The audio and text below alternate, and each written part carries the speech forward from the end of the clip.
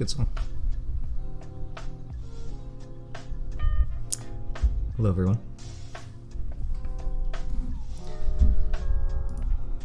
Whew.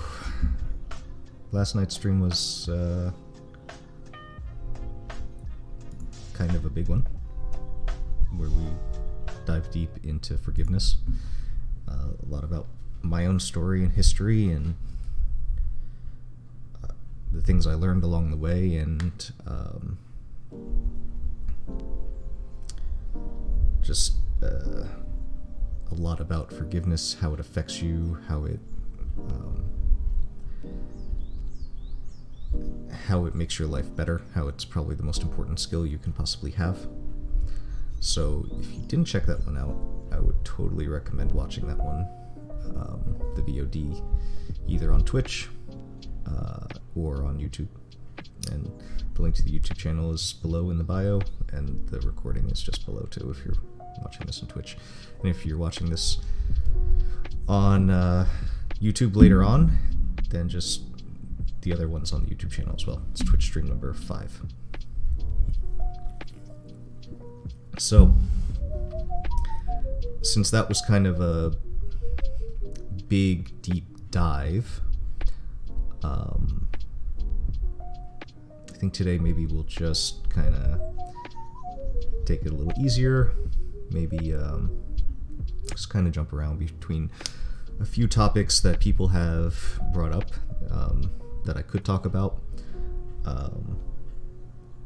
And I think I'm just going to kind of riff and see where it goes on some of these. I do have, things I'm like, okay, I'm going to go with these few things that people brought up that are all kind of maybe not so deep, not necessarily bite-sized, but maybe not so deep. But we'll see what happens. So, the first thing that someone brought up to talk about that I think we should just kind of get into is loneliness. And the struggle there, especially for if you're a gamer who is, and if you're not a gamer too, but most of this audience will be,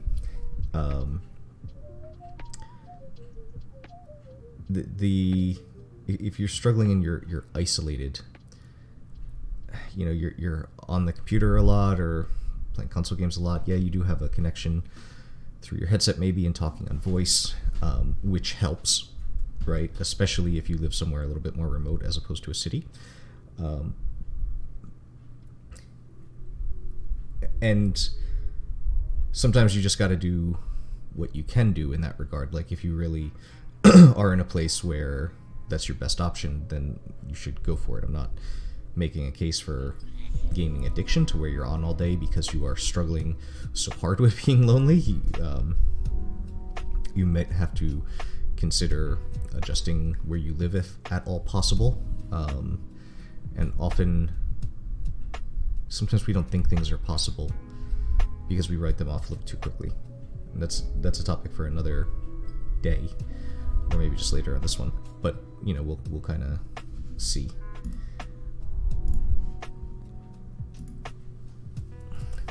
But if you're struggling with this, it can be so difficult because the truth is, we are social creatures. And unless you are one of the extreme ends of the scale of introversion and extroversion, where you are super... No, Google Watch, I'm not asking a question. Where you are super all the way on one end. In fact, there was an article I read once, and it was this guy in Maine, I believe, who he was basically living on his own in the woods of Maine, which is not fucking around, by the way. Like, those winters get pretty fucking cold. For like, I don't know, like 20 plus years or something, And the reason they caught him is because he was stealing. Like, he would basically just go pick a house that he knew people weren't at, go in, steal some clothes, supplies. One of the problems was that he had bad eyes, and he would always take glasses and try to see if they would work for him, and none of them worked, unfortunately for him, I guess. They eventually did catch him, and this journalist was so intrigued by this person that they got them to talk a little bit while they were in jail, and not a whole lot. It's funny, the journalist brought up Walden, and the guy was like, dilettante, like, just so dismissive, like, a year out in the woods, like, give me a fucking break. And like, he just, imagine living alone for 20 years, like, no contact with other people, and preferring that, but even then, that guy had to steal because we still rely on other people for survival. That's just what we are as a species. Our strength is that we are social creatures who work together to help one another, to survive, to fix things, to make things better. Not just to survive, but also to thrive, as we do. Even what I'm doing now is trying to help other people, right? And other people help me too. So unless you're that far introverted, which 99.9% of people are not. In fact, it might even be 0.9999. Like, that is an extreme case. And even then, like I said, that guy had to rely on other people. It's built into us to desire social connection. And it would sometimes be so nice if we could turn this off. Because,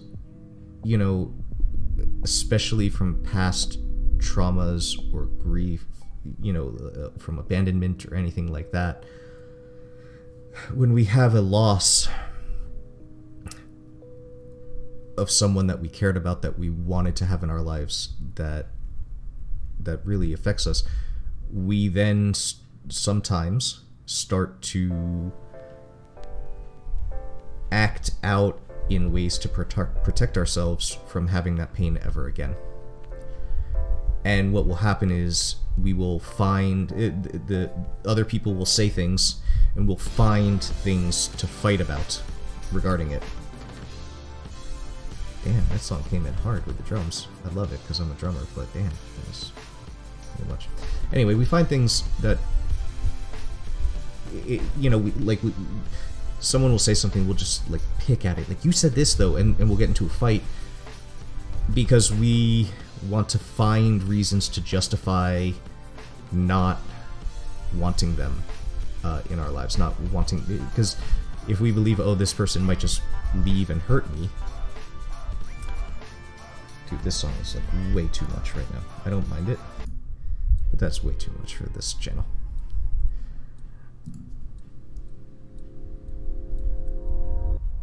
We push people away subconsciously, even, from these lessons we've learned because we're trying to protect ourselves, right? This just creates a vicious cycle where we push people away and then we're lonely, and it would be so nice if we could just be like, I don't need anyone, I don't want anyone, because if they're not there, then they can't hurt me. But the problem is we don't work like that as social creatures. We need social connection. It's built into us. Again, there's like the 0.0001% of people who can get away with it, and even then they still need to rely on other humans on some level, because he needed supplies. That's why he was stealing in the first place.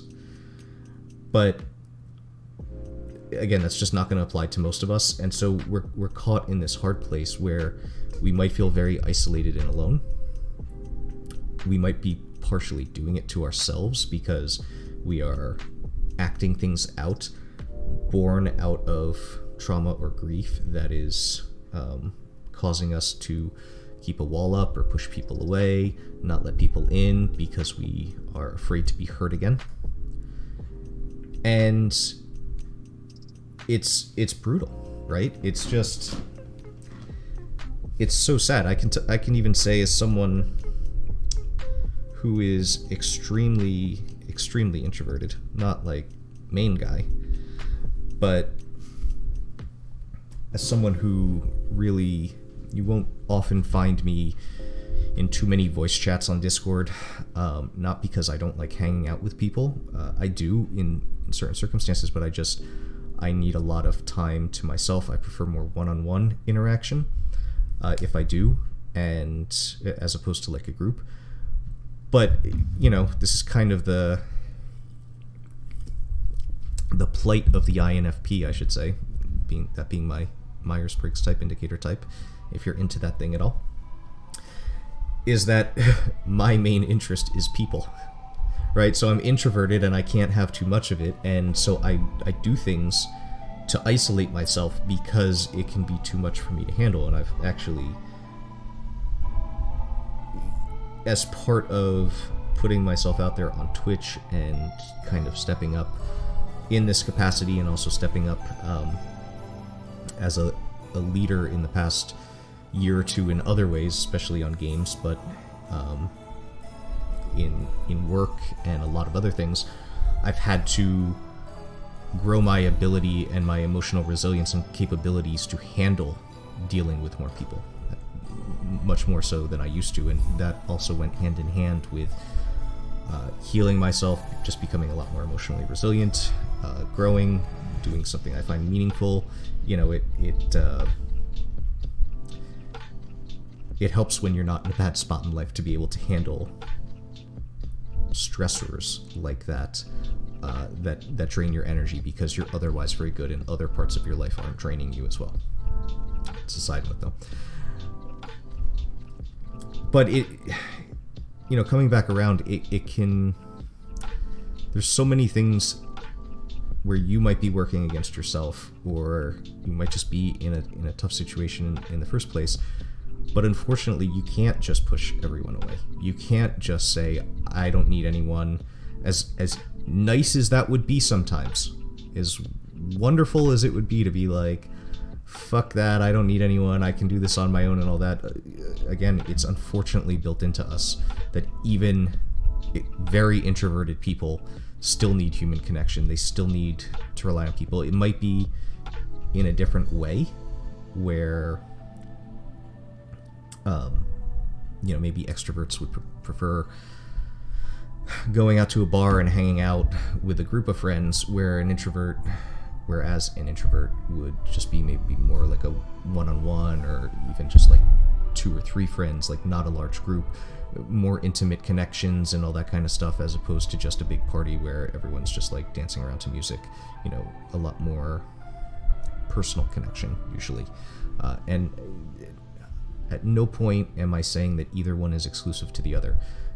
I have gone to bars before, I've gone to parties before, I've had fun in groups before. I just don't prefer it as much as the one-on-one connection. Extroverts are certainly capable of having deep one-on-one conversations, you know, just between them and one other person, even if they may like going out to parties a lot. And there's shades of gray all throughout, right? So nothing that I ever say should really be taken as, this is the extreme, this is black and white. You know, often when people want to maybe disagree with me a little bit, they will take things and take them to the far extremes, and very rarely am I ever saying anything on the far extreme. Anyway, coming back around. So, loneliness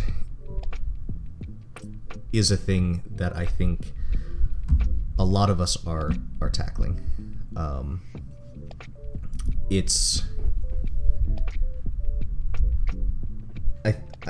And I say that because I'm, again, specifically speaking to gamers.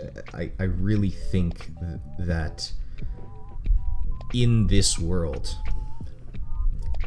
we're relying on communication through games, especially like as an MMO player and someone who knows that a lot of people watching probably play the same MMO or play other MMOs, you are getting a really poor representation of another person. Like, sure, you're texting and the character might be able to do emotes and stuff, but it's not even like a voice call, and that's not even like a video call, and that's certainly not like being in person with someone doing something, right? So these are really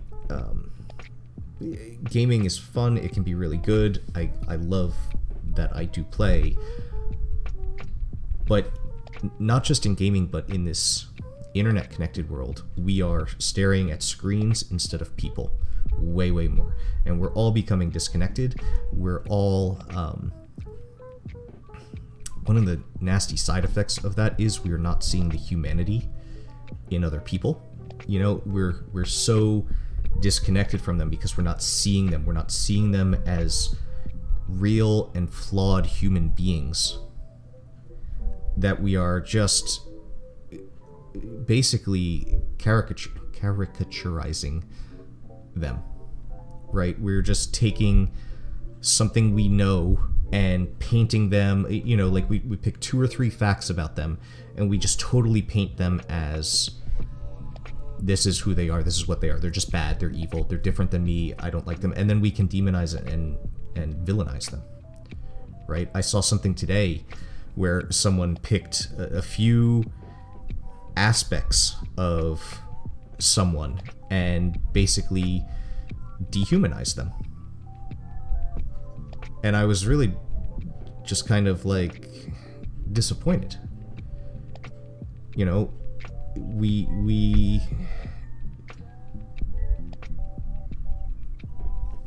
really are struggling as a society with this lack of connection. And I have worked with people who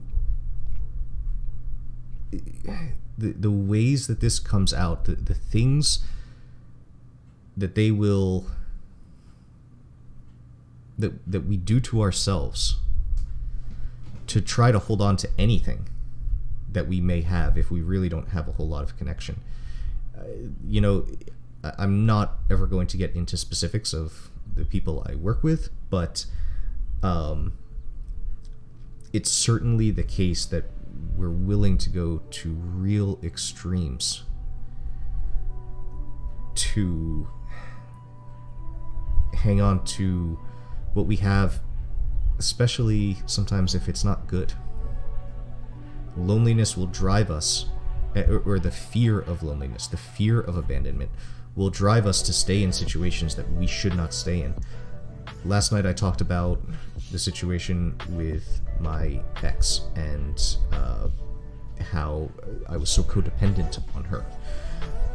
And that was a big part of me not leaving way before the point I actually, like, I should have left a long time before, after things were going down. But, you know, fear of loneliness, fear of not having someone, and it doesn't just have to be a partner, even though it really comes out in that space, right? You know, we stay in relationships for the wrong reasons. And by that, I mean, I think it's important to recognize that relationships take effort. It's not always going to be smooth sailing, and you are trying to...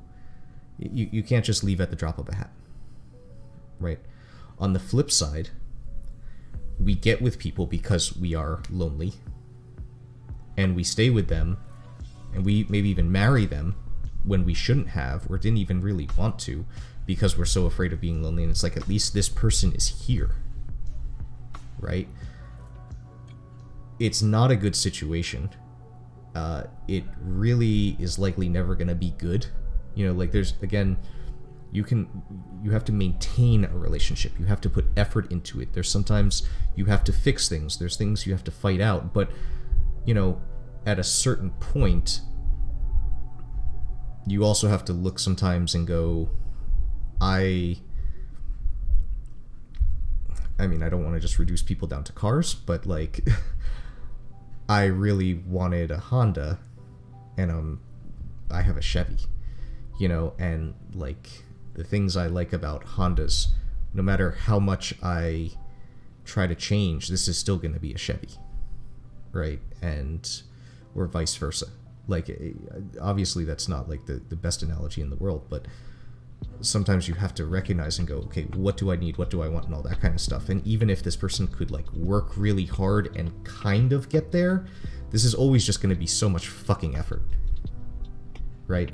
And the same applies to friendships or whatever else. And sometimes we have to accept that this is going to be the case. Let's say in like a working relationship where you may have a coworker and it's like, well, we both just work here and this is what it is, and this is like I got to like deal with them. It's like I like this job. I'm not about to go get another job.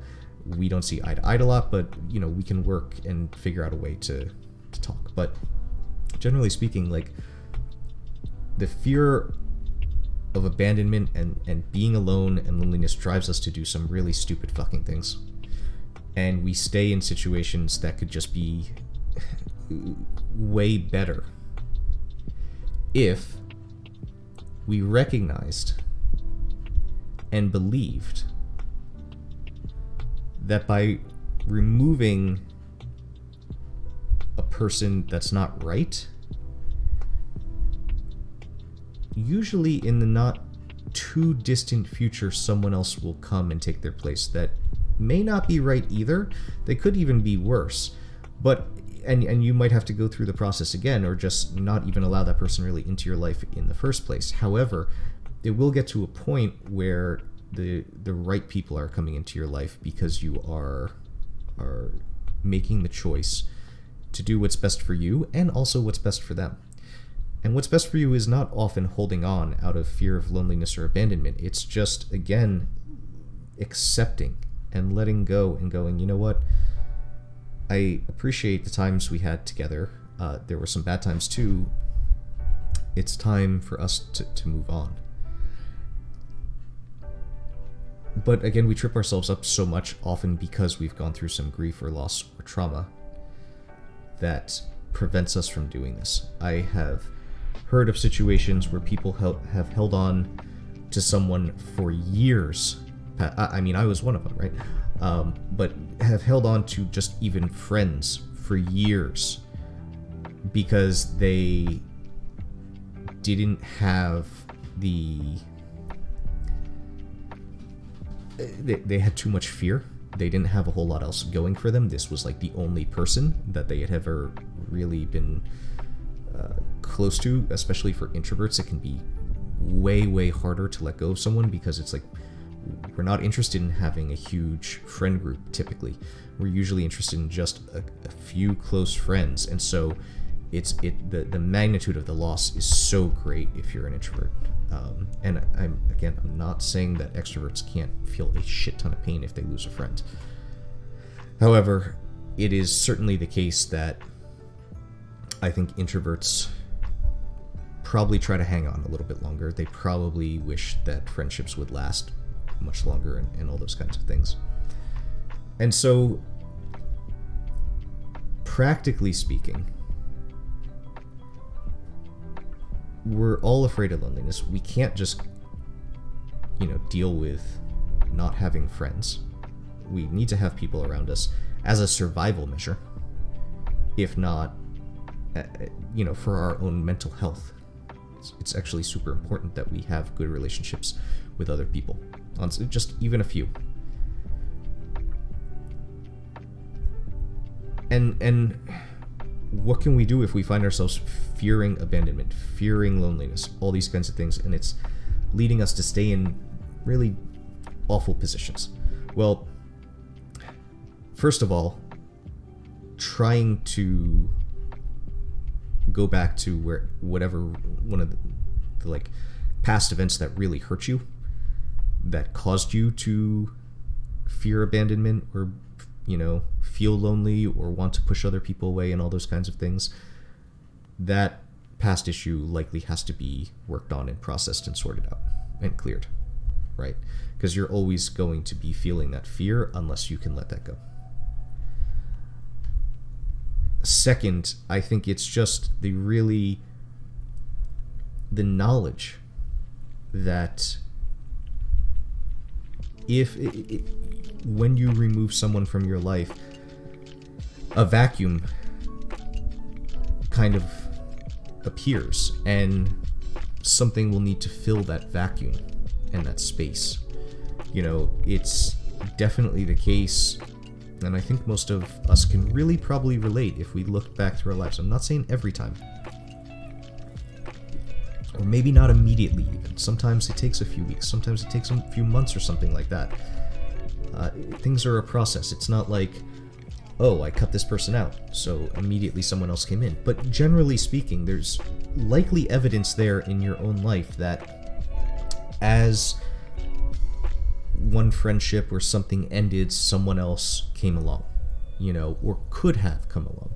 Maybe you recognized they were wrong and you said no and moved on, but then someone else, maybe 2 or 3 down the line, even came along. But opportunities present themselves. Doesn't mean we should jump on every single one. Just the knowledge, though. You don't have to be alone forever if something is not working out, whether it's your relationship, like a romantic one, a friendship,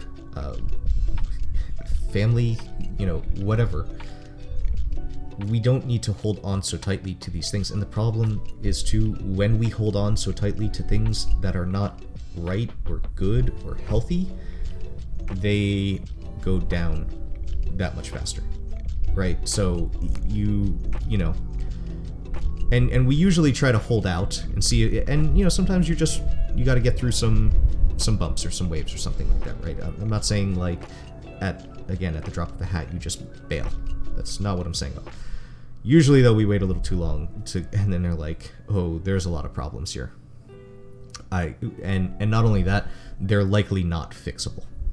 Right? There's massive incompatibilities. There's disagreements on values. There's disagreements just in personality type. Whatever it is. And it doesn't mean that all of it was bad. It just means there might have been a few things, up front that seemed to line up. But then as you learned more, it's like, oh, I don't agree with that. I don't agree with that. This is not the person that I really want to be spending time with. But, again, you do things where either you hang on too tightly, and then the pressure and tension of that gripping so tightly fucks it up more, or because you are afraid of being hurt, maybe things were otherwise fine, but you find problems to get upset about, and you push them away, and you're in this vicious circle where you try to let people in, but then your fears make you subconsciously cause problems to make it end, and then it's like, oh, well, I protected myself, right? Because I was the one who ended it, so that was my decision. They didn't hurt me. I made that decision. But you are hurting yourself. You're still hurting either way because you lost that person. And sometimes maybe you didn't even have to. Maybe they weren't that bad, but your fear still got in the way. So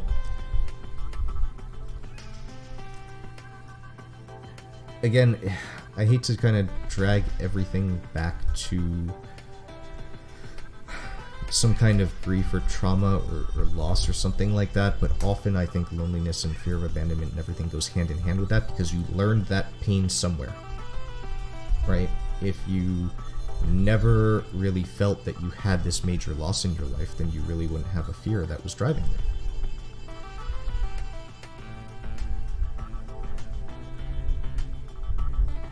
This might be a decent segue into what we might be able to do to try to have healthy relationships so we're not feeling lonely, so we're not pushing people away. And again, like I said, I am suggesting that we do our work in the past on grief and stuff.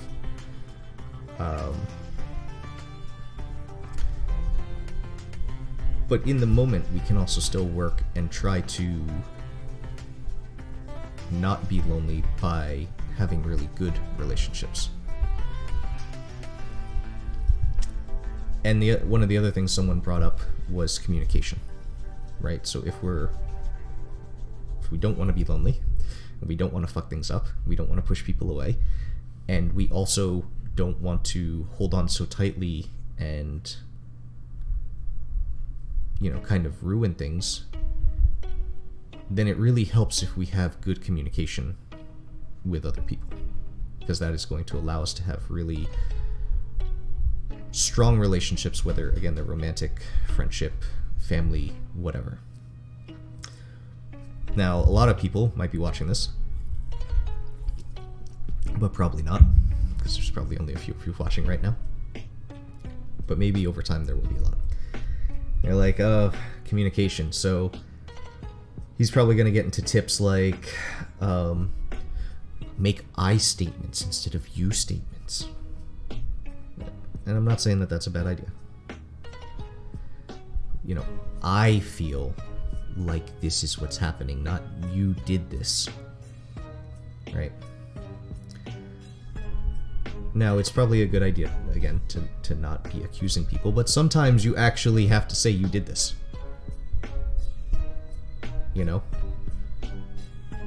Like, if someone cheats on you, it's not the time to be like, well, I don't want to offend you, so I'll just say I statements. I feel. It's like, no! You fucking did this! And yes, I feel fucking awful about it, because you did that. Like, what the fuck is wrong with you?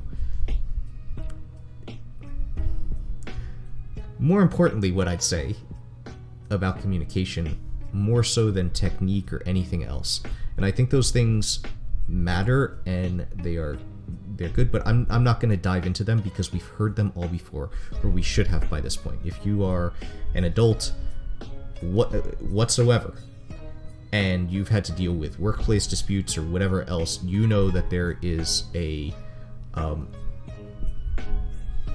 good way to handle it and a bad way to handle it. And a good way to handle it would be like, well, here's what I did, here's what I'm feeling about this in this situation, what's going on your end, okay, let's find a way to resolve this, or something like that.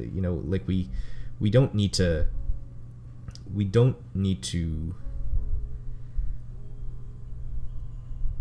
dive into that, because you should all basically know it, and if you don't, there's a million short clips on YouTube or somewhere else that can get into it. More importantly, I think there is a meta idea that way too much of us are not grasping, because we have become so comfortable with maybe not telling the whole truth, maybe some little white lies here or there, maybe just massage this and kind of frame it in a certain way. You gotta tell the truth. We're so afraid to tell the truth. And the way to fix that is to believe that the truth will lead to the best possible outcome, period. With very few exceptions. I know I just said period. Very, very few exceptions. I won't tell the truth if there's a surprise party that I know about and my friend asks me, hey, are you guys planning a surprise party for me? I'm gonna say no. Right? There are times when that's okay, but what is not okay is being deceitful to other people, to hide feelings, to hold on to relationships, to do this, that's not a big deal. They don't need to know that. Right?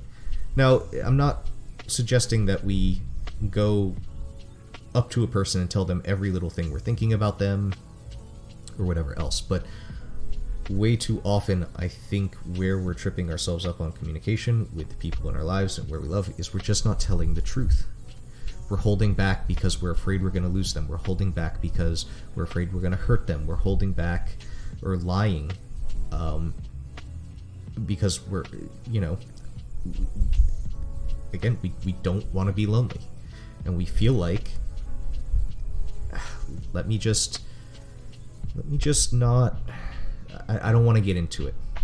Because then it's going to be a fight, and then they're going to be upset, and then they might not like me anymore.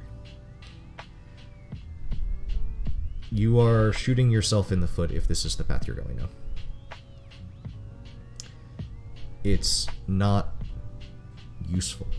Yes, you do risk losing someone, but if someone is going to hear the truth and not want to and as is their right, not want to continue with you, then maybe it was wrong and you guys shouldn't be together or friends or talking or whatever anyway. And again, then we create a vacuum and then someone new can come in. But we are really, I really need to emphasize the importance of truth here. Not just with other people, but like with yourself. Like, you're just lying to yourself if you're lying to other people too. Because you're lying to yourself that you need this person in your life or you want this person in your life.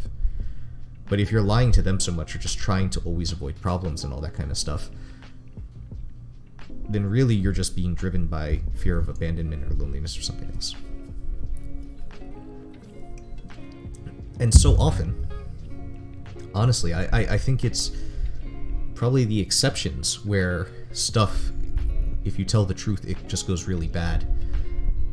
And usually the other person has some problems then too that they need to sort out if they can't handle it. But I was talking about how, maybe there's some like bumps and stuff along the way, but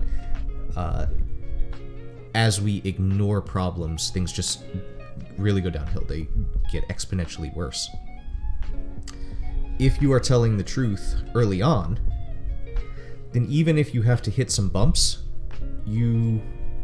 that trust and that truth is there, and you're actually strengthening the relationship, and you're giving yourself a better chance at succeeding and not being lonely or abandoned, because now you have trust together and you feel you can rely on one another.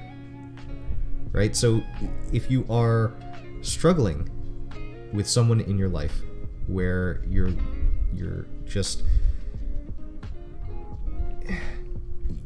you are not communicating, they text you and you don't want to respond back, or vice versa, it's a struggle when you're together. Try to trust that if you start just being open and honest about the issues and what it is, what your experience has been, and leave space for them to do it too, you might actually realize that you're just miscommunicating a bit, and that the inevitable ending of that relationship, because it's going so far downhill, it could be avoided. Just get out of your own way. Again, it's easier said than done when you have trauma, or again, we're super isolated growing up, or because you had a really important relationship and that person walked out on you, and not just like a friendship, but like especially a parent could be like, nope, I'm done, and they have to leave and go, and you're feeling abandoned, lost. I mean, there's a lot of reasons we do this. There's a lot of totally valid reasons that we are afraid to lose people, that we exhibit either holding on too tight or pushing people away, instead of just finding a healthy middle ground where we connect with them in truly authentic, trustworthy ways, where you recognize that there is someone there that you want to know, that you want in your life, they want you in your life because you're both quality people. They can rely on you, they can trust you, they know you have their back, and you build that up in healthy ways, right? But if you are struggling with this, I would encourage you to look at your communication and how honest are you actually being, and just try to have some honest conversations. And I'm not saying it's always going to work out. Some people might go, oh, that's how you're feeling, that's what it really is. That's not what I want.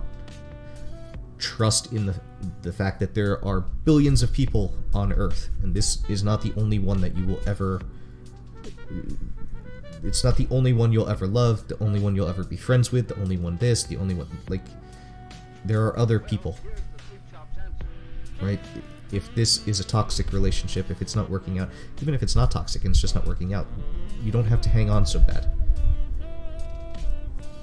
And finally, try to find the root of this, try to heal that up. Because ultimately, while we do need other people in our lives, it's built in, we are social creatures, right? The truth is you can't, while you do need to have interactions with other humans, and it's good to have a social life, it's good to have a romantic partner if you can, It's good to have, be on good terms with coworkers, or be able to go to the store and not and be able to talk to the person checking you out, and just make some light banter or something, like, hey, how's the weather today, or something like that. You have to be okay with yourself.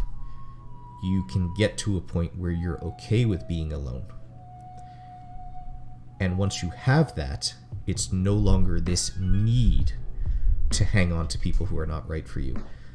Or it's no longer this thing you do subconsciously where you push people away because, again, the hurt and pain, you don't want to feel it again.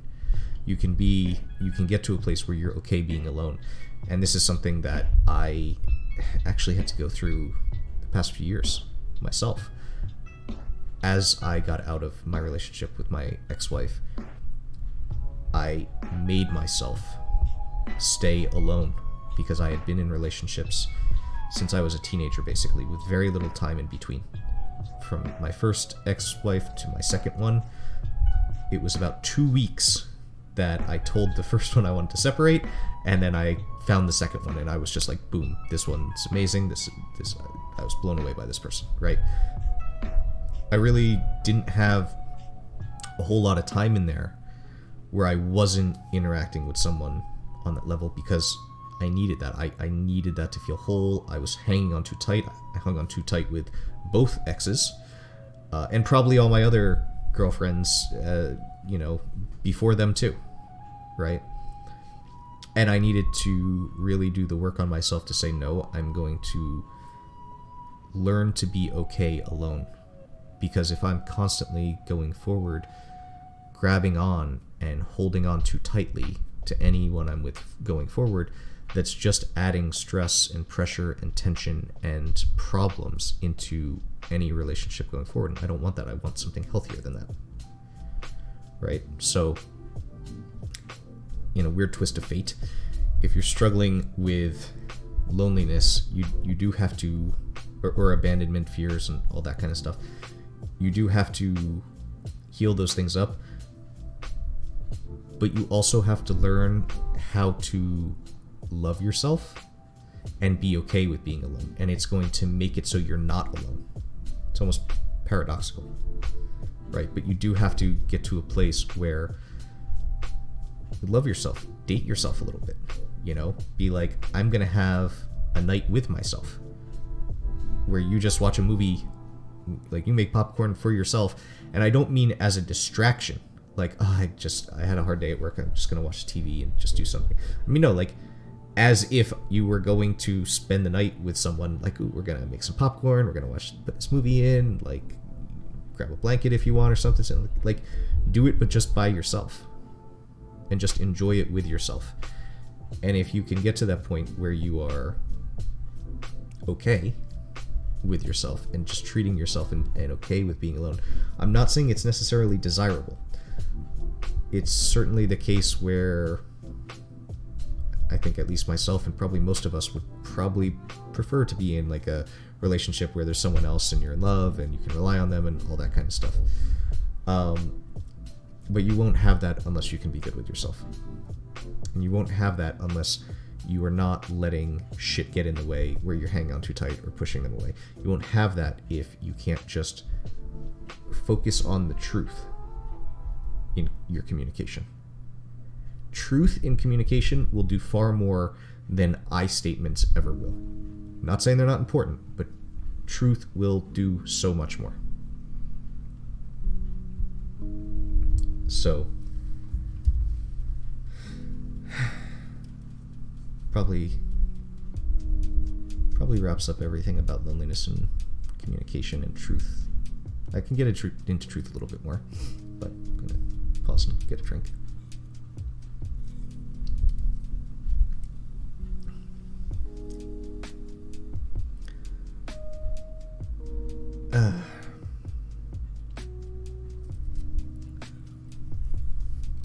Yeah, I think I'm good on that topic. I think he's good too. You know I was talking about him. He looked over. I see you, buddy. Here's Pop Up. What else can we talk about today? Coaching. I kind of went into what coaching is in another stream already, but because some people have asked questions in the chat, because they've asked in Discord to me, either publicly or privately, more often than not privately, to be clear, what I'm doing here on this stream is not coaching, right? I am throwing out advice, I am talking about big life things, but coaching is not a thing where if I'm working one-on-one with someone that this is how I'm acting. It's actually very different, where the other person's doing most of the talking and I'm just kind of asking questions most of the time. Now, I would describe myself as an edu-coach, and there is also the case where if we are working through a system, it may be a little bit more where I'm kind of showing up as a guide to go through it, as opposed to a coach who is just using a more pure coaching model of asking questions a lot. And so what does that mean practically? It means if you have an issue, I'd be asking questions like, where'd this start? How do you feel about that? So on and so forth. And we'll eventually drill down to get a understanding of it, and then see through questions what we can do to change that, right? Now, I don't want to throw out too much here because everyone's experience is different and their answers are all going to be different, which is because they are unique and because they have their own experiences, their own thoughts, their own fears. One size doesn't really fit all, even though the model might be super useful to apply because we're all humans. The answers and the way you go with the questions and everything, every single conversation with someone's going to be different than another person, even if they both have the same basic problem, right? So I really just kind of wanted to mention this real fast because sometimes people ask me questions on here and I'm just kind of giving advice and what I would do and what I know and where I would suggest looking, going first, check this resource out, maybe read this book, watch this YouTube video, so on and so forth. Actual coaching is different. There are, again, times where I might guide a little bit more, might be a little bit more of an educator. I might say, okay, here's what you need to know about this topic. And just so that, as much as you will ultimately have a lot of the answers within yourself about what needs to happen and what needs to change, sometimes we just need a greater understanding of what is actually going on. There's a lot of people who watch these things, these Twitch streams, and are learning things they didn't know, maybe not entirely, let's say, where they're making connections that they didn't know by doing some of the things I'm suggesting. Or, even with clients, like I'm saying, okay, like here's the work you're going to do. I'm not just asking questions like, well, what could you do about that? It's like, no, here's what the homework is, and here's what it's going to show you, right? And here's what it's going to uncover for us. Now, I don't know exactly what it is for you, but by you doing this work, we're going to figure it out. So the reason I bring this up is if you are getting a lot of use or benefit from these streams, that's awesome. Taking it a step further would look like working one-on-one, where instead of kind of taking general knowledge, it's a lot more targeted based on your situation or scenario. So if you do want to go down that path, you can go on my website. There's a contact form. You can just DM me on Discord or something like that. We can see what that would look like as far as working one-on-one together. But it isn't just me talking at you and giving you advice for an hour. It's a very different situation. And again, if you are still struggling, like if what I'm saying is all making sense, but you don't really know how to put it into practice, you're not sure how it might apply specifically to your situation, you are not making the progress you want to see, quick enough, talk to me about it. I think most people would actually be amazed at just how much progress could be made in just literally a few days or sessions or whatever else,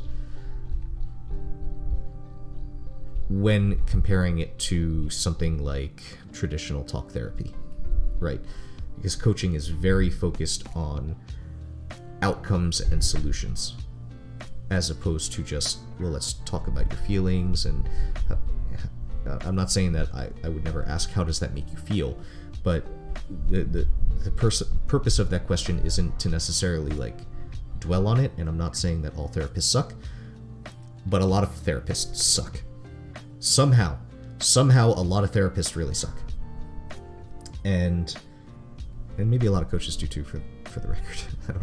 There's a lot of them all of a sudden. But it's much more about the reason we're doing this is to solve this thing, and then maybe this thing, and maybe this thing, and maybe all of those things are part of one big thing that we're working on. Maybe like you have this big problem, we might have to tackle little things along the way, or we tackle little things and realize, oh, we fixed a big problem. But it really is kind of it's a process that I don't want to necessarily say it's led by either one of us, although it is led by the client in the sense that it's like, tell me what we're doing. What is it that what you don't have in life, and where do you want to go? And then we basically unravel that and figure out what the fucking problem is, fix how we're viewing that problem, and then getting to a solution. Right. Rather than, let's say, okay, well, how can you cope with that? How can you deal with that? How can you fight back when you have those bad thoughts and all that kind of stuff? So, look, therapy works for a lot of people,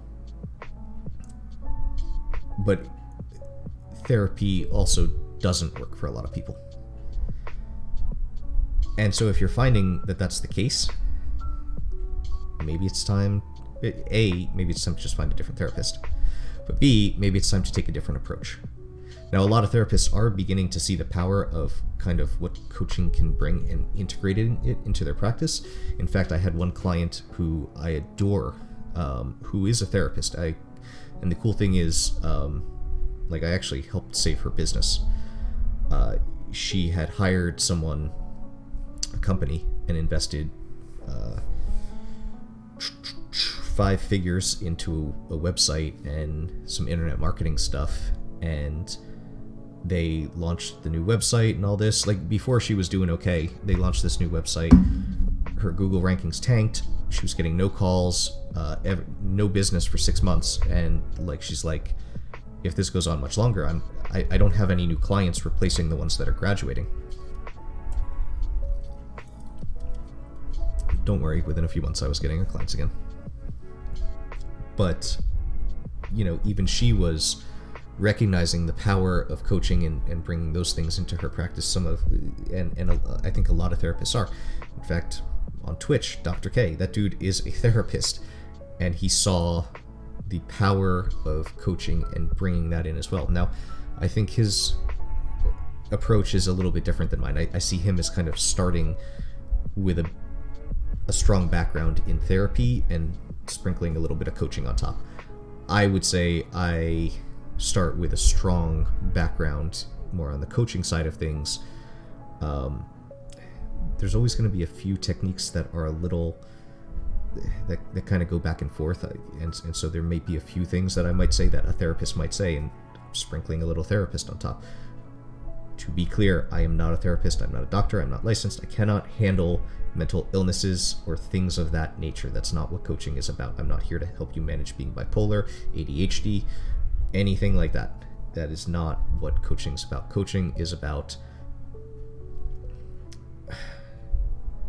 I really want to get this job promotion. I've been up for it 3 times and I keep not getting it. And obviously I'm doing something wrong because I'm qualified for it. But I'm tripping myself up. I'm sabotaging myself somehow that I'm screwing up because I'm not nailing the interviews. I'm not getting it. I'm not getting the job that I want. Okay, that's something that we can address. That's something that we can help in coaching, right? I don't have the quality of friendships that I really want, or the quality relationship that I really want. Okay. We can address that. Now, and again, that'd be different than marriage therapy, where it's, there might be some overlap there, but, you know, what we're looking for is, how are you tripping yourself up in this relationship or with these friendships? How do we fix that? And then how do we get the result where you have what you want? Right? So, again, if you're, I'm just kind of riffing a little bit about what this actually is versus what it isn't, because I think a lot of people still, even though coaching is becoming just ubiquitous in the world today, there's still a lot of confusion about what it actually is, what we actually do as coaches. And me streaming and just giving advice, I don't want people to get the impression that working with me means I'm just going to talk to you and just give you advice. And it's like, why would I hire you when I'm getting this for free? I'm going over all this because if the things I'm saying are resonating with you and you're starting to look at things in a different way and realizing, oh, I do need to tackle this in my life. This makes a lot of sense. I maybe need to look into this over here. It's a starting point where you can try to do it on your own. And there's been times where I've learned on my own and didn't work with a coach, and that's perfectly fine. But there's other times where there were big things in my life that working with a coach, it allows you to get to places that you might really struggle to get on your own, because if you see it only a certain way, or you're kind of blind to some of the things that you do or don't do, coaching can ask you questions that make you look at things in a different way, that make you aware of things you're doing, that make you have deep realizations, that stick with you, and then go, holy shit, I am doing that. This is what the problem is. I didn't even see that before. You know, like, I was looking at it like this. If I had just moved over here and looked at the problem like this, I would see this is what I'm doing and how I'm fucking things up and why I am sabotaging myself when I'm trying to get that job promotion. Okay, what do we now need to do to fix it? Well, I would need to do X, Y, and Z to stop doing that. Okay. Then we go on and you do X, Y, and Z. And then chances are, I'm not saying you're absolutely going to get the promotion, but at least you might not sabotage yourself. There might still be another better candidate.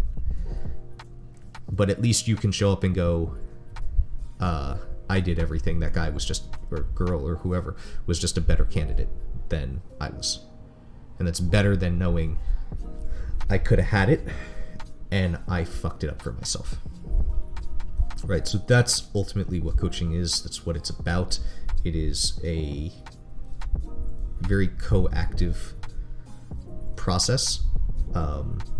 It's about solutions. It's about me sitting back and listening and asking poignant questions that get you to an understanding of what's going on in you. It gets you to hopefully realize a few different things. Hello, Zeke Sam. And it gets you to hopefully, by looking at those things in a different way and then coming to a conclusion about what you need to do to fix it, hopefully then you take action on it and fix it and get to the goal, get to wherever you want to be.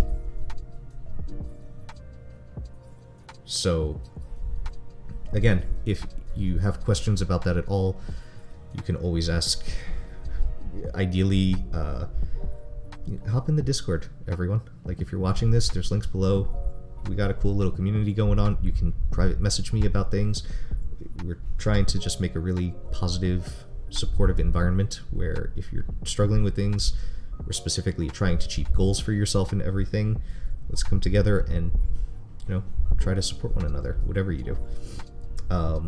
Or you can, again, go to my website and fill out the contact form and get in touch with me that way, too. So, all right, coaching. So we've gone over loneliness, communication, truth, a bit about coaching, what it is, what it isn't. I don't think we've gone over how good LaCroix is yet. I used to hate this shit when I first started drinking it. So many people are like, oh, that stuff is so nasty. It was nasty. But you can actually change if you like the taste of something or not. Most of the time. You can grow to like something. And I knew I wanted to cut out soda. This stuff was awful for like the first few days, but then as my taste buds adjusted because I wasn't like blowing them out with sugar, and not only that, but the kind of like the carbonated water taste got minimized and kind of fell to the back, and I was able to taste the hints of, whatever it is, the lemon or whatever flavor. These things got a lot better. So if you're struggling to kick soda or something like that, but like this stuff just tastes gross to you, first off, I know some people don't like it because this has like a bit of a vanilla flavor. LaCroix does like kind of across the different flavors, whereas bubbly doesn't, so maybe try bubbly instead. But you can actually kick soda and drink something else. I like these and sparkling ice a lot too, and that's had a major benefit to my health. Like I don't even really want soda anymore. The last time I had a soda was actually a few weeks ago, to be fair, and then before that, I mean, I've probably had a soda on average about once a month. Most of those times would be if I wanted to drink like a mixed drink with gin, I might pour some ginger ale in for like that one night, once a month. I don't usually in the afternoon go, ooh, I feel like a soda. I mean, rarely, and it's been nice. That shit's awful for you. You're drinking liquid sugar, man.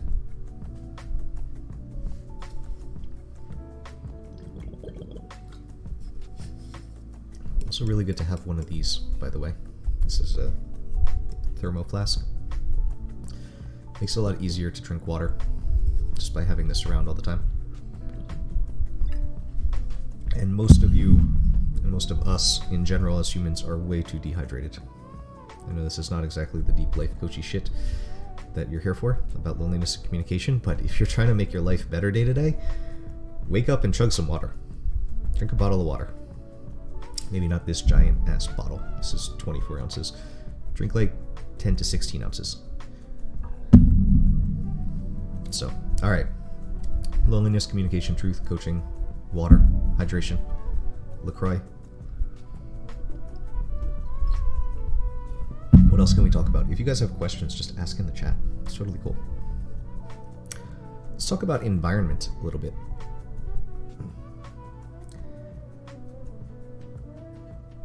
One of the big things that I have done is really try to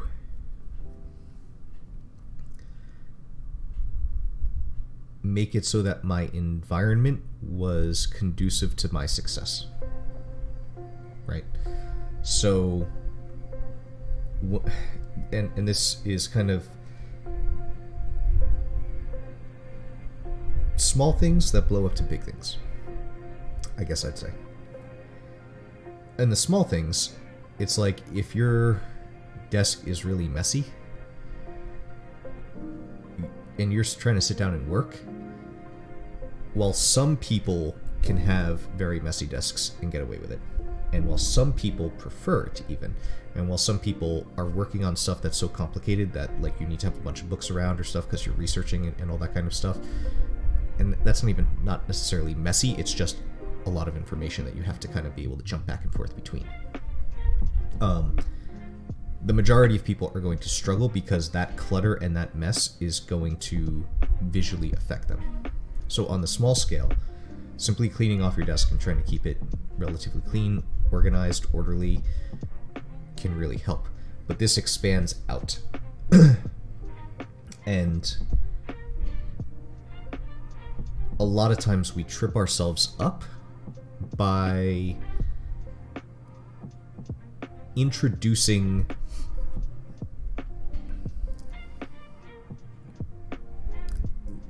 I guess just things to trip over, right? So what's an example of this? Let's say you're trying to lose weight, right? I'm not saying you have to not bring cookies into the house, although some of you might have to do that. Some of you might just be so bad with the moderation thing, and it's like, I just gotta go all or nothing. Those people might do really good on things like keto, whatever else. But don't have the cookies like on the counter and the veggies in the fridge, right? And I'm not saying don't take the veggies out of the fridge and put them on the counter, because they need to stay in the fridge. Hide the cookie somewhere. Don't even put them in the kitchen. Put them in a place that it's going to take effort to get to them, where it's not a mindless decision, where it's so easy to just grab the bag. Make it a situation where you have to like really work for these things. Interestingly enough, as far as actual like food goes and stuff, there are like kitchen safes that you can buy on Amazon that you can set a timer for like when you are allowed to open this thing. So you could put like your treats and snacks or cookies or whatever that you actually like to eat in there and set the timer, and it will lock you out until the timer. So like, okay, I know in 24 hours, or you know, maybe it's by time of day or something, like at 8 o'clock, I can finally have some cookies, but I can't snack on them until then because I can't get into this thing. And instead, I'm gonna have to eat some fruit or some carrots or whatever else, right? This is something that even as much as I do it, I feel I don't do it enough, but I really try to optimize environment for success, right?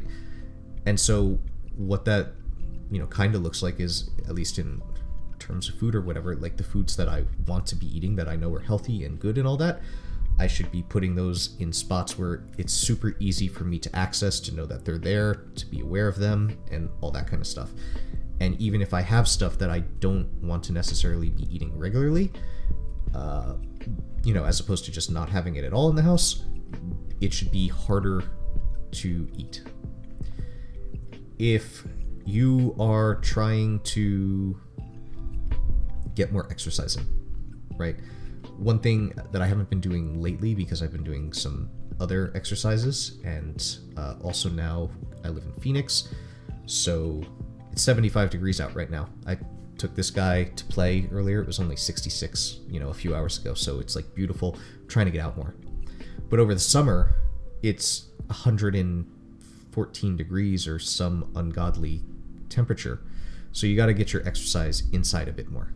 At least I do, because I don't want to be out in 114 degree weather. I could deal with it maybe for a little bit, but that's just no thank you, right?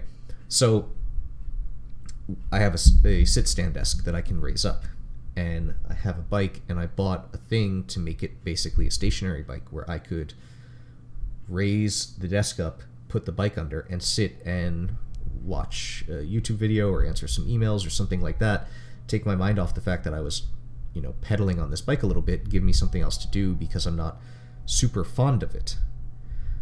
But what I recognized was it's a real pain in the ass to like kind of set it up every time to like get the bike on it and whatnot. So for a while, even though the bike is now not in here, I had it like right next to my desk right here, with the little stand thing that it was on all set up. So all I had to do was quickly raise this desk, just kind of push it or pull it over and put it into position, and I was good to go, right? If you want to make changes in your life, make it so your environment supports those changes. Make it so that I want to drink water more. Okay, well, on my desk is going to be water, right? I'm going to have to get up to go get something else, but the water is right here. And I'm thirsty, and I can just grab it, and I can drink.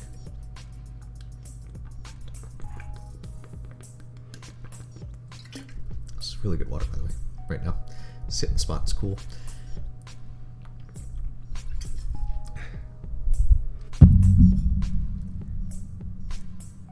Generally speaking,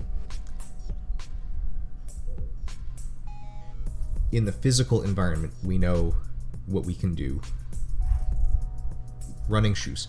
If you want to run in the morning, put your outfit right next to your bed with your running shoes, sneakers, whatever you want to call them, right next to the bed the night before, so that when you wake up, you don't have to like go into the closet. What am I gonna, where is these clothes?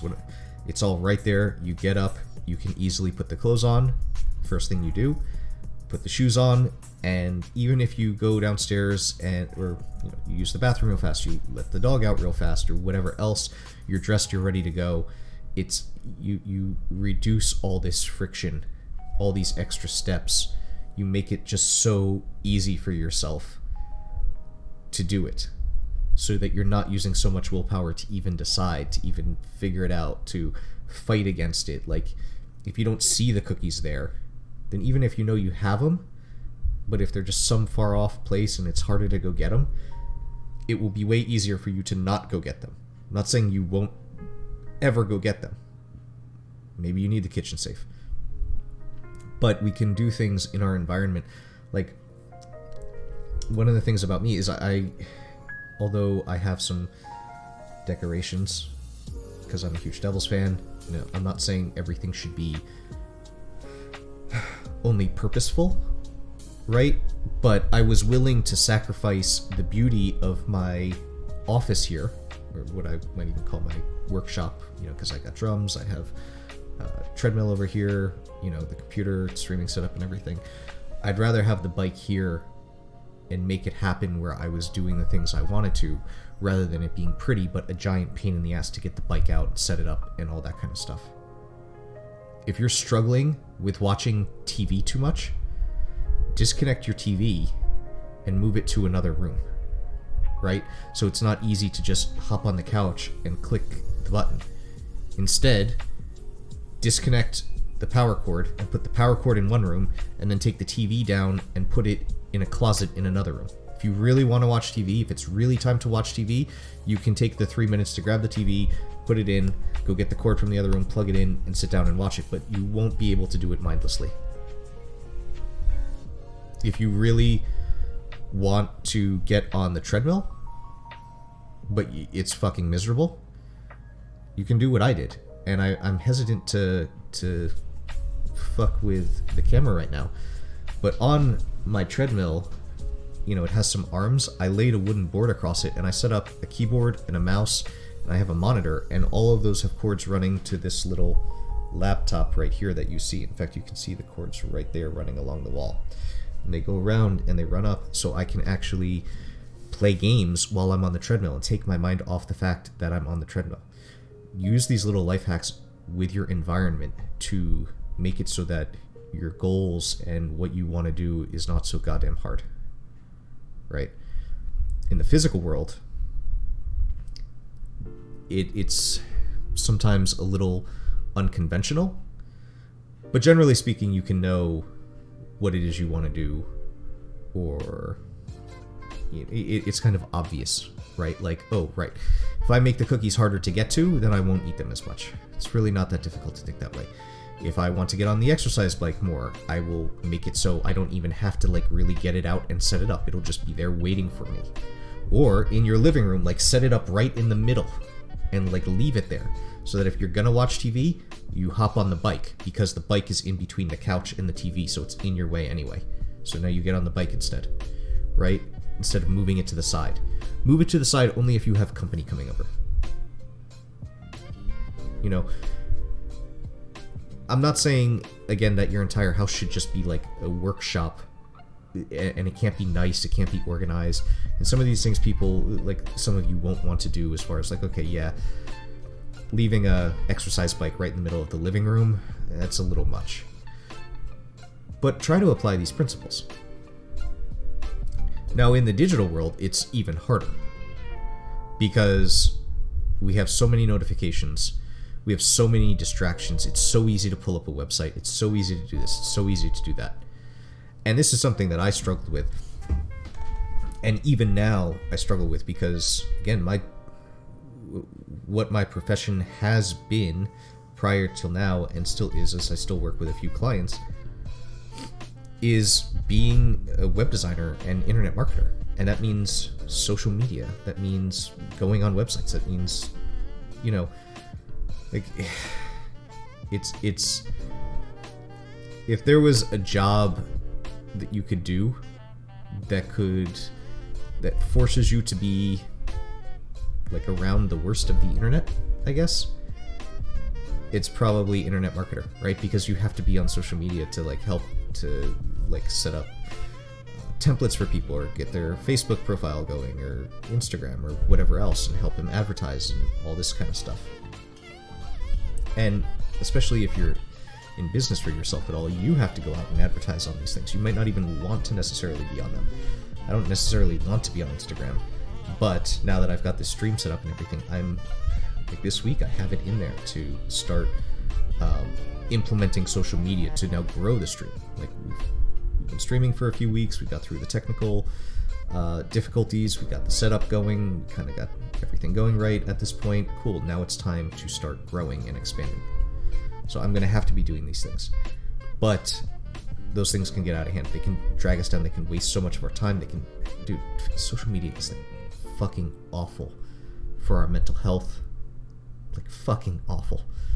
Every report coming out about Facebook in the past year is Facebook is fucking awful for you. It wrecks mental health. So does Instagram. So does Twitter. But there are ways to use some of these things where they don't have to. You can limit yourself, and you can also limit how you're interacting with them so that it's not the case, right? But what I really want to get to is if we should optimize our personal home environment to help us achieve the things that we want to achieve, right? And so we make things routine, we make them habit, we make it, again, if you want to run in the morning, put your running shoes next to your bed the night before so that they're right there. You don't have to, it's not a decision anymore. Oh, I get up and my shoes are here. I put my clothes on that I'm going to run in, I put my shoes on, then I go to the bathroom, I let the dog out, I drink some water real fast, and I grab my phone and I put my earphones in, and those should all be somewhere that is easy to grab so that you're just, as you're going through and getting to the front door, you're on your way, right? But in terms of the digital stuff, first off, if you want to set yourself up for success, you need to turn off like all the notifications on your computer and your phone. Notifications are like the devil could not have come up with a better way to fuck your life up than notifications.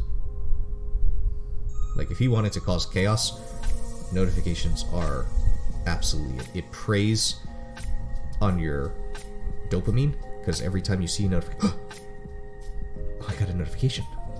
So, someone liked something I posted, right? I mean, it is the most... It's actually evil. It's actually evil what likes and like Facebook notifications and stuff will do. Like, that shit is poison for your brain. And poison for your self-esteem, poison for your focus. You know, I'm not saying that ADHD doesn't exist. It absolutely does. But we are making ourselves ADHD if you're leaving notifications on. Because you can't focus on shit. You're constantly being distracted. This is constantly popping up. And even as someone who limits his notifications by a significant amount, I even still struggle with it. I have most notifications turned off. Like, my phone, it does not pop up if new emails come in. It does not pop up if I mean, I will get text messages and calls, and even Discord, which I need to even figure out some better ways to limit Discord, I would say. A little bit more use of do not disturb. On my computer, every time I'm streaming, and also sometimes when I'm working, since I use Windows, as most gamers would, on the little notification pane thing, the first button I have is changing the notifications from like having the filter off to being to alarms only. And I don't have alarms set up on my computer, so that means everything else is getting blocked, right? So that nothing's popping up as I'm trying to stream, so I'm engaged and focused. If I'm working with a client, that goes on, so I'm engaged and focused, so shit isn't popping up and catching my attention and drawing me away. If I'm trying to work on some deep work or some kind of project, that shit goes on, right? Another really useful thing is there's a few different apps out there to block you from accessing websites between certain times. You can set schedules and stuff. One that I did like and still sometimes use is called Cold Turkey. I use an older version of the app because a newer one started to not be able to block me from websites like across all browsers, I think it was. And it just became a pain in the ass, one of the newer versions. And I don't know if since then they fixed the newer versions, so I don't know if I like totally want to recommend it, but I do use an older version of the app. Uh-oh, closed everything. There we go.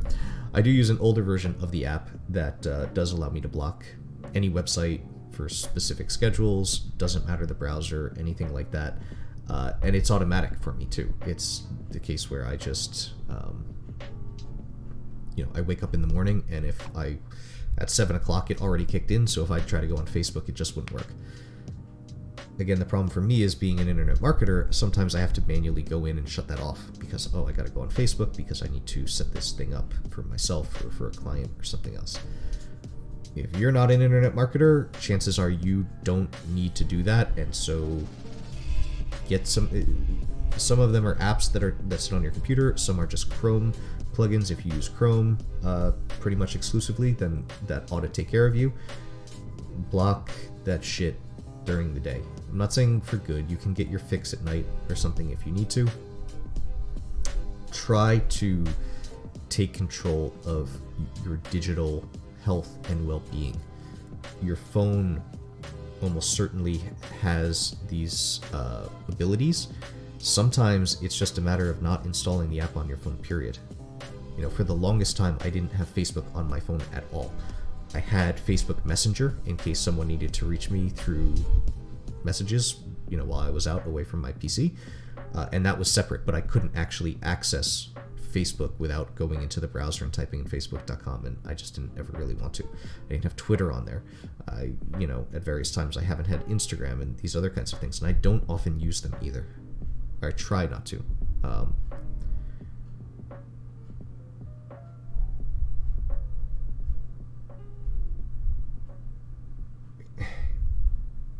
It's amazing how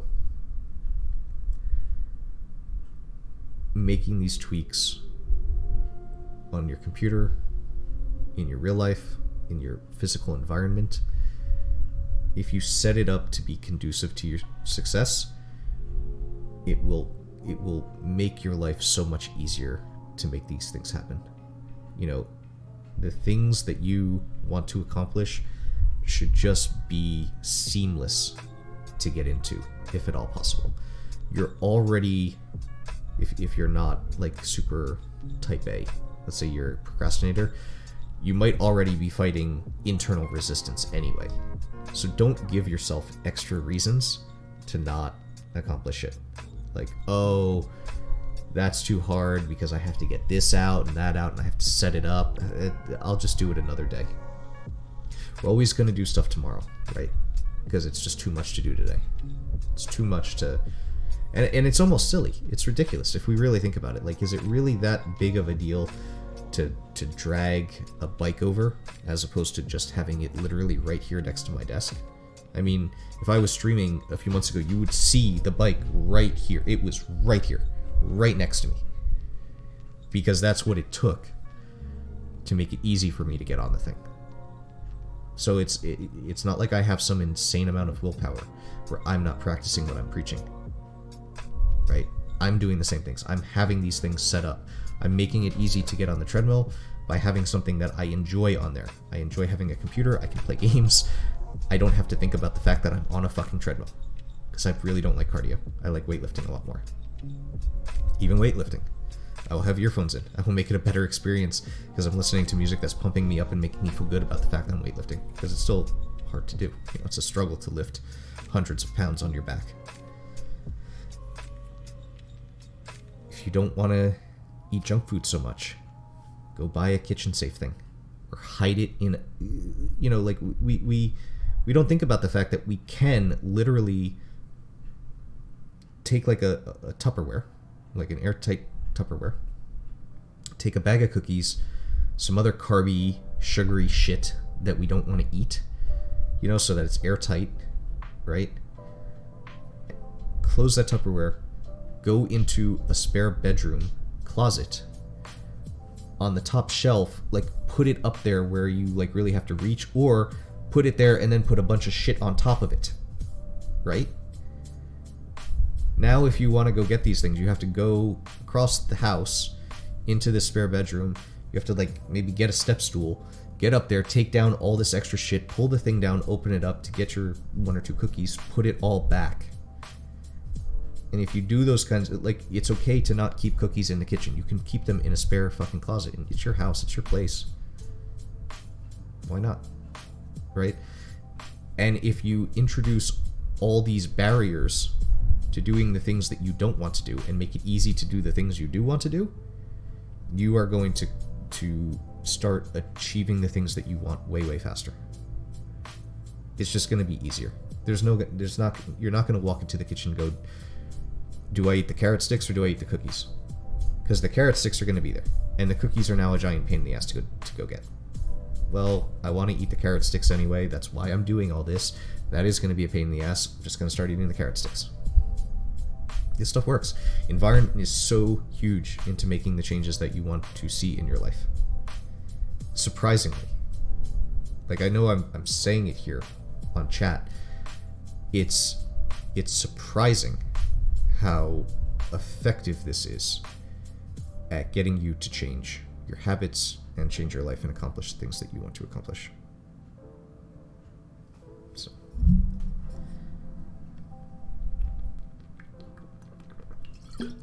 And I really just want to rail a little bit more about notifications. Notifications are the fucking devil. Like, I cannot emphasize enough how much anyone who watches this should be turning and I don't mean a quick review. I mean go into every fucking device you have, every app you have. On Facebook, there are only a few things that I even want to be notified of. Most groups, I have notifications turned off. Most people, friends and stuff, I have notifications turned off. There are very, very few people who, if they post something, I want to be notified of it. One is this thing. There's like this group where a person posts like a short little inspirational thing every day. And I found that I actually get a lot of value out of it. So in the morning, it's my thing to like, I actually have the link saved like directly to this group is the bookmark in my bookmarks. It's not just Facebook, even though I can type Facebook and I will see that notification because it's usually the only one that morning, and I'll click on it and I'll see, oh, this is what the update is, and then I will close Facebook. But I use software called Shift, tryshift.com if you want to check it out. I'll throw it in the chat here. Shift is this cool thing that allows me to basically take like my multiple email accounts, and instead of having a browser window with a bunch of tabs open, it's just one app that I mainly use it to just have all my emails up, and I can just quickly hit the button and jump between them. I have a few other apps in there as well, though. You can I have Google Voice, and so I can get text messages and everything through this. and type them out on my computer. I have my grocery list is in there, so I can click on that and pull up my grocery list. So it's kind of like an app that allows all these other web apps to kind of connect into it, and it's just all in one desktop app rather than having a million tabs open. I have the notifications turned off basically for all my email stuff. Like, nothing pops up on my screen like, hey, you got a new email, you got a new email, you got a new email. I will check my email when I am going to check my fucking email, and I just check throughout the day, and that's fine. But I don't allow that shit to come up and get me.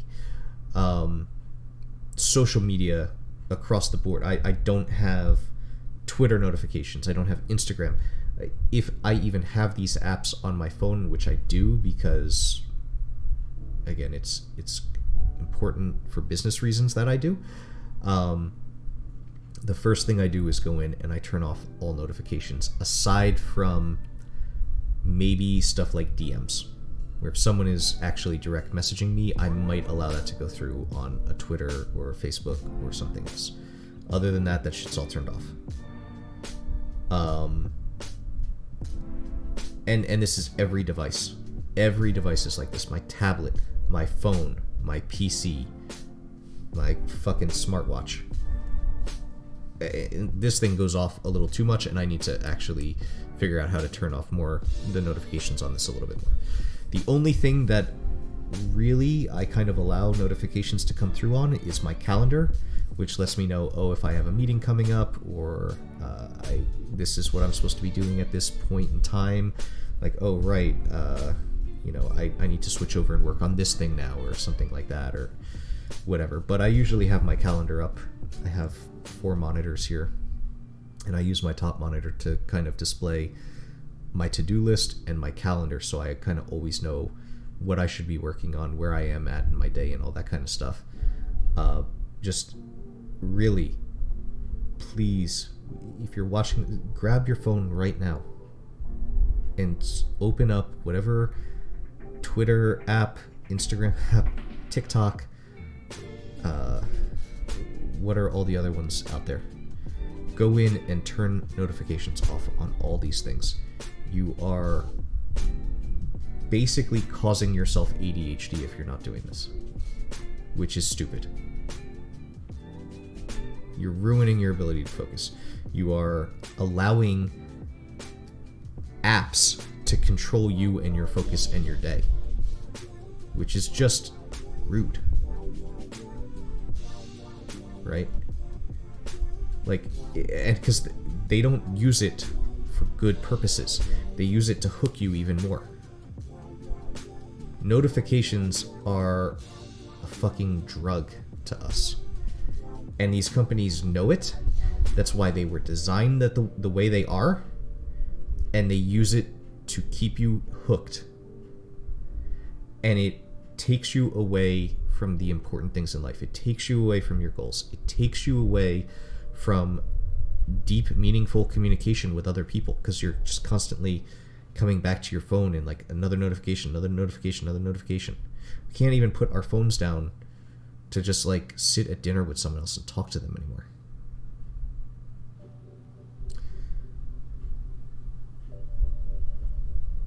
I mean, I feel like I could go on this for a while, to be honest. Like, these notifications are fucking cancer. Just absolute cancer. And it is part of your environment, because you are introducing a device that constantly is grabbing your attention and preying on your dopaminergic systems to keep you hooked on shit that doesn't matter. So if you're going to clean your environment up, which you should, and arrange your environment in a way that helps you and benefits you, you really need to cut only the most important ones. DMs, text messages, like I said, I'll still let a text message through, or a phone call, obviously. Don't be afraid to use the Do Not Disturb feature on your phone. Don't be afraid to set schedules where the Do Not Disturb automatically kicks in. Something I have is, because I use an Android phone and I also use Google Calendar, if I have meetings which are on a certain calendar, or I have a separate calendar where I can block time off where meetings are not allowed to be, scheduled, it marks me as busy, and if I am busy, like something comes up from those calendars where I'm marked as busy, my phone automatically puts itself into do not disturb mode. So it won't, if I schedule a business meeting with a client, it will automatically kick in and D&D. At a certain time every night, D&D.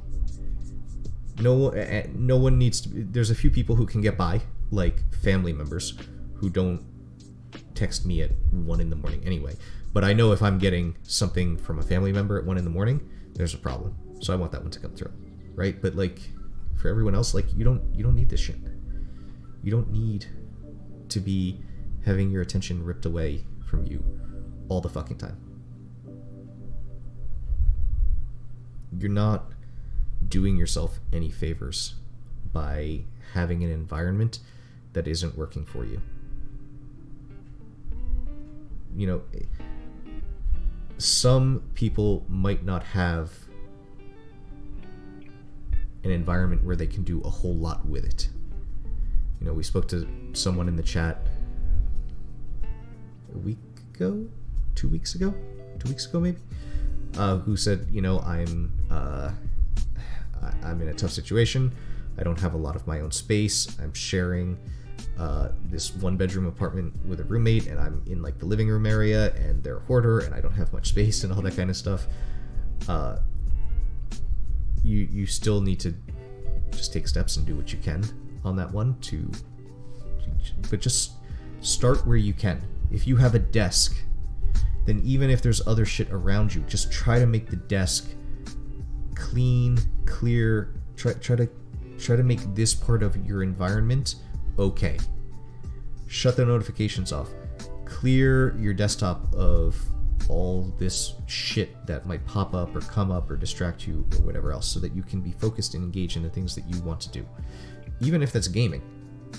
But if it's not gaming, maybe it's a project you're working on. So maybe you're trying to get better at something. Right? Give yourself every advantage you can. Set your environment up right. If you want to know an extreme of this, who was it?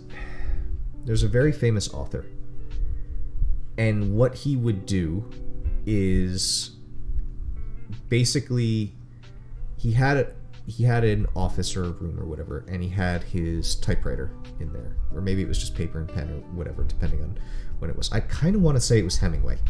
I'm not sure if it was Hemingway or not, so don't quote me on that, but and he could bring a glass of water in when he went in to go work, right? He did not say, I have to go in and work. He said, I'm going to go in, I don't have to work, but I have to be in there, and I can do whatever else if I want to. But the problem is there was nothing else to do in the room. It was literally a clean desk, a typewriter, a glass of water. He did have a window, you know, right? So he had some light coming in. I'm sure he had a lamp and shit like that. But like there was no game to play. There was no, cell phones didn't exist. It wasn't a computer that had access to the internet. And you know, most of us do have computers now. We work on computers. But again, you can use an app like Cold Turkey to limit yourself.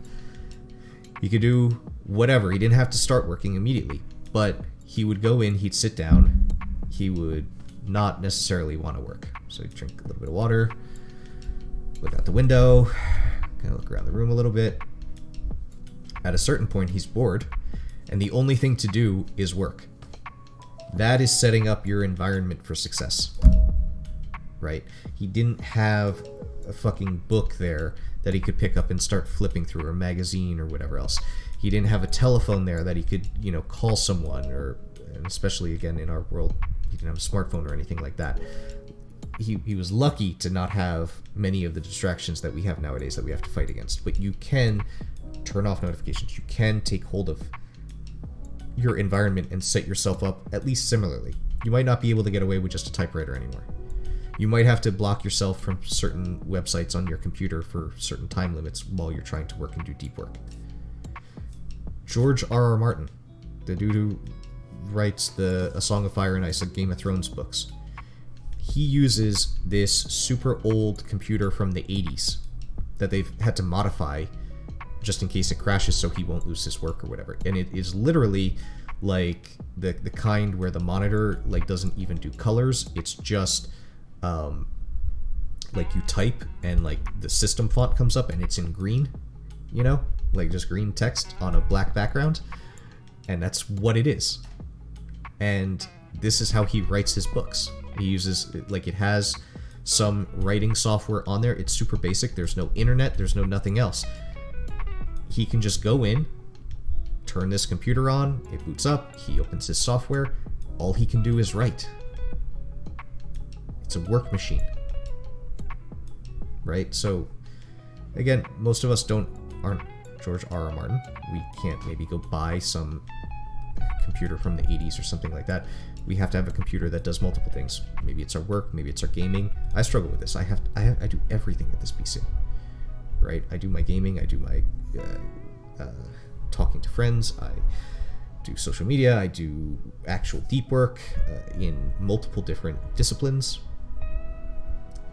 It's truly an all-in-one machine. And I have to find ways around that where I'm not being distracted, where, you know, I might be working on something, but then people want my attention on Discord.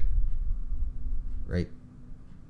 And that's okay that these challenges are there, but we shouldn't be ignoring it. We shouldn't be letting it go. We should find solutions to this. Turn your notifications off. Use Do Not Disturb mode in Discord, on Windows, on your cell phone, whatever. Get shit off your desk so that you're not distracted and it's not easy to grab something and play with it. If you want to work out more, have your workout clothes ready to go and your shoes where it's easy to put them on. If you want to get on a treadmill more, make it so that it's fun to get on the treadmill. If you want to eat less cookies, make it so it's hard to go eat the cookies. Environment is huge. It is so huge to achieving goals. It's so huge to just being productive. And the important thing is, like, you have these goals for a reason, right? Because you think that they're going to make your life better. And in some cases, they will. Like, let's say you're really overweight. You want to lose weight? Well, cool. Losing weight's a good thing because it helps your health, right? You might live a little bit longer. You might not have so many health problems as you get older. You might just feel better even now and today. That's physical health goals, but you might have business goals. Maybe you are someone who, like, you have an idea and you want to start a website or something, right? You want to do these things for a reason because you likely have a good inkling that it's going to make your life better, right? So if you're not doing those things, if you're letting all these distractions, if you're letting your environment get in the way, you're putting it off to the next day, you're not as effective as you could be, then you are stealing time from yourself, right? And trust me, like, even, what was it, yesterday, I think it was. Today's Wednesday? Yeah, yesterday I was working on something and I was stealing time from myself because I was not focused on the task at hand. I had other shit going on. If I had just been able to focus, I would have gotten through it a lot more, and I wouldn't have to do this. I would have gotten more done yesterday and I wouldn't have to do it today. So again, I'm not perfect either, but it was a nice reminder to know, oh right, I need to now do all the habits that I do to make it so I can focus today, so I can get these things done, so I can get this work done, because I robbed myself of some time today, which means I pushed other stuff off. And ultimately what this means, when you're not focused, when you don't have an environment supporting you, when you can't just jump in and do whatever it is and get it done and get out and move on to the next thing or whatever else, is it's going to eat into your free gaming time. Especially as someone who's an entrepreneur, that happens to me a lot.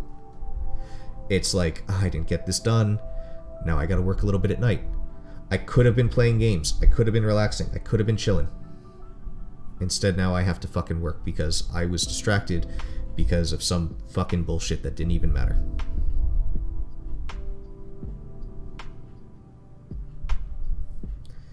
Usually not Facebook or anything like that. But sometimes it's just letting I don't want to say anything like friends are keeping me from my goals or anything like that, but it's just engaging in conversations where I could chime in later after my work is done rather than being distracted by it and my work is then drawn out. If I just focused on one and then the other, I'd be more efficient at both of them and save myself time in the long run. It is sometimes other people coming to me needing things, but they're not super pertinent, or it's not something that I can't answer later, but I fall into it with them, and then I'm kind of talking to them, kind of working. And again, now we are not good multitaskers. Anyone who says they're a good multitasker is full of shit. There are some people who are good at multitasking, which is really truly rapid task switching. Most of us can't do like 4 or 5 things at once. At best, you can do like 2 things at once, usually 1 thing at once, especially if it's something like very deep and specific. But you might be good at looking at this and then going and jumping over here and jumping over there, and you might be decent at rapid task switching, which is really what people mean when they say, "Oh, I'm good at multitasking." Right? Most people are not, and even if they're good at rapid task switching, they'd probably be better if they just focused on the one fucking thing they had to do and weren't rapidly task switching. Now, some jobs call for it, right? And you just, that's what it is, and that's okay. But some jobs where you really need to just like sit and like focus on something for like an hour that doesn't require you jumping around, set your environment up, both digitally and physically, to do whatever it is. If you can focus and get that shit done, you are protecting your free time. You're protecting your time to play games. You are protecting your time to achieve goals and get the things you want because you think they're going to make your life better. I mean, it seems so simple and obvious to just spend 10 minutes going on every social media, going through your phone, 15, 20. Let's say you invest 20 minutes in shutting off all the notifications across everything. Let's say you invest that 20 minutes of time. It will pay so much dividends, compound interest, like it will be exponential how much it will positively affect your life. Trust me. We don't take the time to do it.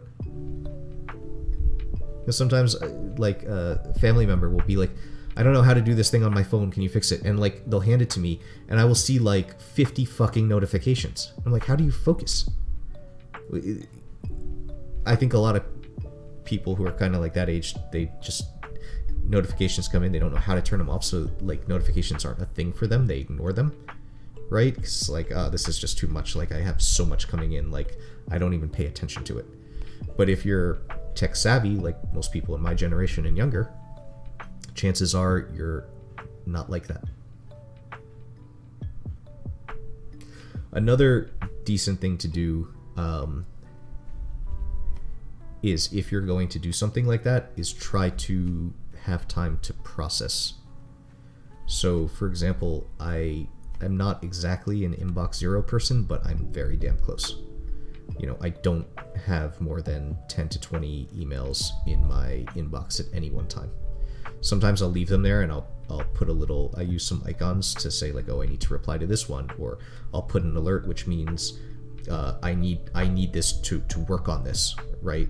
So like I instead of just using stars, I go into Gmail and I make it so that I have other icons besides just stars. One is like an exclamation point, that means work on this. Like, you will have to come back to this and get the stuff out of here to work on it. There's one that looks like a fast forward button. That kind of means you need to reply to this sometime soon, right? So I might not reply to it immediately, but as I check my email later in the day or something, like, oh, here's the one I need to reply to. And there's a few others I have too. Like, I have one that has like a purple question mark, which means I need to ask a question about something in here because I don't understand. It's not just a simple reply. It's like, what the fuck do you mean? And another one that has a blue eye for info, which is like, oh, this is one I'll have to come back to later. This one stands out. Just, if you'll have to come back to this in a few days to get some information out of it when you do work on this task, right? manage your stuff. Don't let your notifications, specifically in email, get to the point where like you have tons of unread mails and your inbox isn't clean. Like, try to keep this stuff organized. Try to keep it manageable. Don't let notifications, unread emails, and all this shit overwhelm you, because then you're going to be lost, and then you're going to be struggling to figure out the shit you need to do. You're going to be kind of in a sea of, it's going to be a mess. Like, I'm not focused. I don't know what I need to do, where I need to go, all that kind of stuff. If you don't know what inbox zero is, it basically means, like, as emails come in, you want to process your email box and do something with it, either respond or archive or whatever else, until you have a completely clear inbox. Like I said, I'm very close. I don't think inbox zero makes a lot of sense. Sometimes I get to inbox zero just because it's like I clear everything else, but I'm not obsessive about it being zero no matter what. Sometimes I'll leave an email in there just because it's like, yeah, I'm going to need this tomorrow, so I'll just come back to it tomorrow. But once I'm done with it, I do something with it. If I respond, I archive. And then if they respond back, it'll pop back in my inbox, but it's out of there, right? If it's something I don't need, I'll delete it. If it's something that I needed briefly or I needed to see, now I got it, archive. So really, across the board, your digital life, your email inbox, your notifications, your physical environment, all that kind of stuff. Think about all the ways that these things are tripping you up in your life. How are they blocking you from your goals? How are they getting in the way of you just living day to day? How are they wasting your fucking time so that you could have had 3+ hours to play games, and now you only got like 1.5 or 2? You just robbed yourself of your fucking relaxation and your gaming time. It's stupid. Don't do that. Anyway, I think I made my point there. I think that's probably a good place to stop for today, since we're right at about 2 hours. I think it's time for me to drink more water, because I can feel that my throat is a little sore and a little dehydrated. But yeah, at the top of this, we went over a little bit about loneliness, communication, truth, and all that. Then we got into a little bit more about what coaching is, how it helps, how it works, and all that kind of stuff. If you have questions, like I said, reach out. If you like this, join the Discord that we have. The link is down below. Whether you're on Twitch or YouTube, it's down there. It'll take you right to the Discord channel. Come hang out with us. Follow me on Twitch if you thought this was useful. That would be a huge help to me right now.